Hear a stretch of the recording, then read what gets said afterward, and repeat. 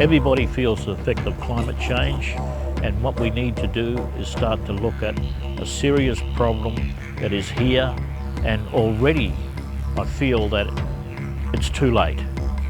It's getting later and later and later, and what we've got to do is get an extra really positive response from government to combat this thing, because it's not going to change unless we change our attitudes, etc.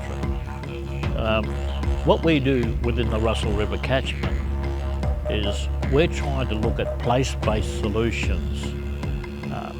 Fair enough, you've got these overarching national and international obligations that have gone through the UN and everything, but at the end of the day, it's got to hit the ground.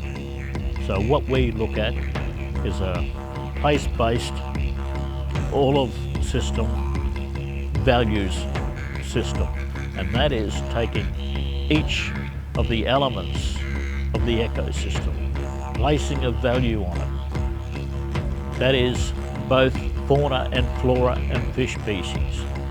And that's the way we build up stewardship across the catchment, with cane farmers, with community people, with Aboriginal people.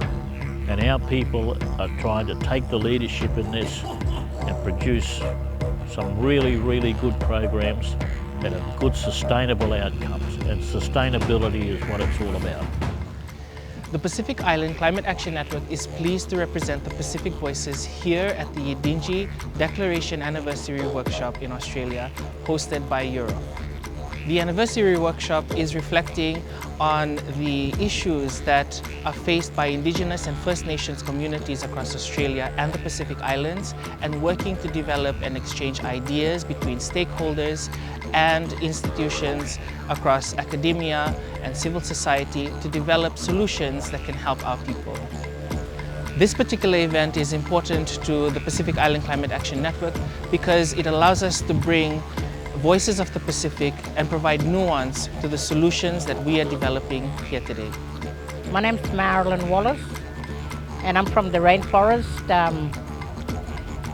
I come from a community of Wujal Wujal. The workshop is very important to me because of what is happening globally.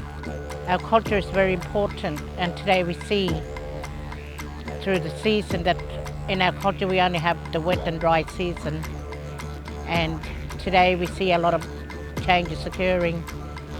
Summertime it's becoming more warmer, in winter it's becoming more cooler, and we're having massive raindrops in the wet season, and our rivers are being flooded out, and the layers of the riverbeds are changing, and even affecting our ocean, the bleach, the coral bleach.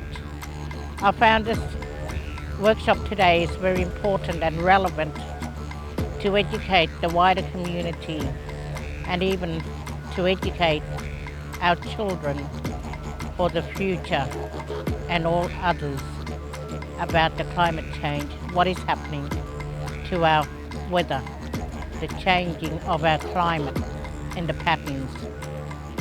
It is very important for us to learn and to study the social impacts of the environment. It also impacts on our daily lives as human beings. We live on the earth and we respect the land. It is Mother Earth that provides all the food for us.